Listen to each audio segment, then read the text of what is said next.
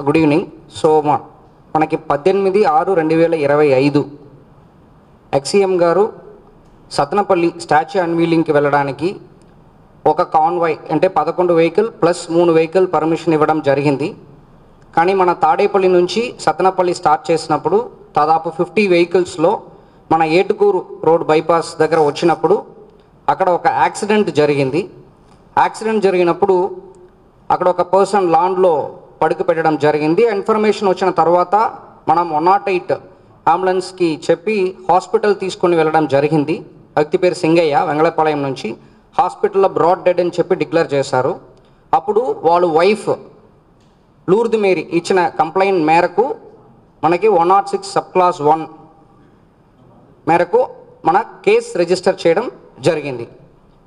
తర్వాత మనకు ఉన్న సీసీటీవీ ఫుటేజ్, తర్వాత డ్రోన్ వీడియోస్, తర్వాత అక్కడ నిలబడుతున్న వాళ్ళు తీసుకున్న వీడియోస్, ఇదన్నీ తర్వాత విట్నెస్ స్టేట్మెంట్స్ పరంగా మనకు కొన్ని ఎవిడెన్సెస్ వచ్చింది. దానిట్లో ఒకటి మనకి ఒక వీడియో దొరికింది. దానిట్లో ఏంటంటే ఎవరు చనిపోయారో సింగయ్య మన ఎక్సీఎం గారు వెహికల్ ఫార్చునర్ వెహికల్ వీల్ కిందకి వాళ్ళు పడిపోవడం, దాని వెహికల్ టైర్ ఎక్కుతున్నట్టు ఒక వీడియో మనకి ఎవిడెన్స్గా దొరికింది. దాని మేరకు మనం 106 సబ్ క్లాస్ 1 బిఎన్ఎస్ సెక్షన్ని మళ్ళీ 105 బిఎన్ఎస్ కిందకి మనం మార్చడం, అలాంగ్ విత్ 49 బిఎన్ఎస్ కిందకి సెక్షన్ని మార్చేసి దానిట్లో ఉన్న డ్రైవర్, తర్వాత ఎక్సీఎం గారు, తర్వాత నాగేశ్వర్ రెడ్డి, సుబ్బారెడ్డి గారు, పెరినాని అండ్ విడుదల రాజన్ గారు అందరినీ కూడా అక్యూజ్డ్ కాలంలో యాడ్ చేయడం జరిగింది. సో ఇది మన ఫర్దర్ ఇన్వెస్టిగేషన్లో ఇంకా ఇన్ డెప్త్ ఇన్వెస్టిగేషన్ చేస్తూ కేసుని యాజ్ పర్ లా ఫైనలైజ్ చేస్తాం.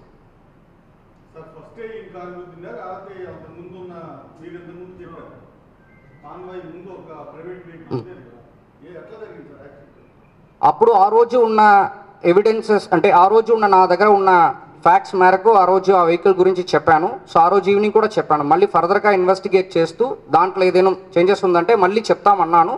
దాని మేరకు మన ఇన్వెస్టిగేషన్ చేశాము. దాంట్లో వచ్చిన ఫ్యాక్ట్స్ మేరకు ఈరోజు ఆ క్లారిటీ ఇస్తున్నాము.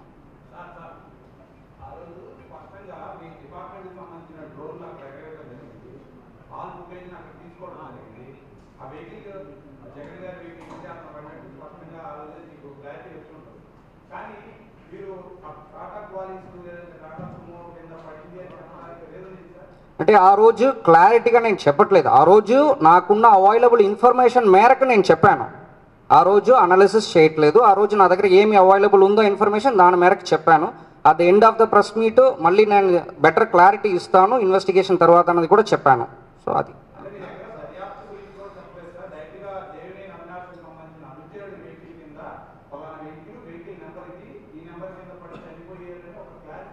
లేదు, నేను అలాగ 100% చెప్పట్లేదు. మీరు తప్పుగా చెప్తున్నారు. లేదు, నేను అలాగ చెప్పట్లేదు.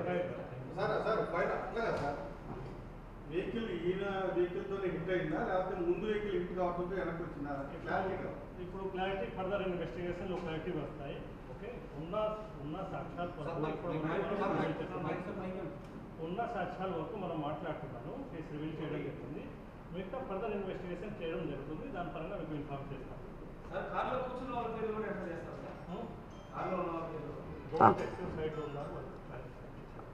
యాజ్ పర్ లీగల్ మనం యాడ్ చేస్తాం.